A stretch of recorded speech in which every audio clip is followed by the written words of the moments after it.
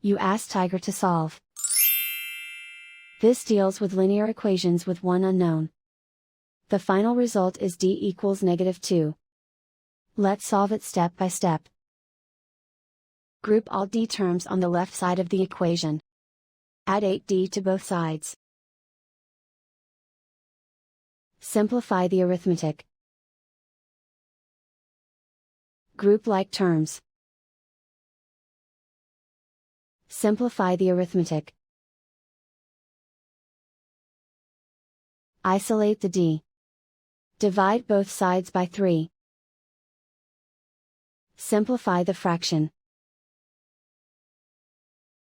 Find the greatest common factor of the numerator and denominator. Factor out and cancel the greatest common factor.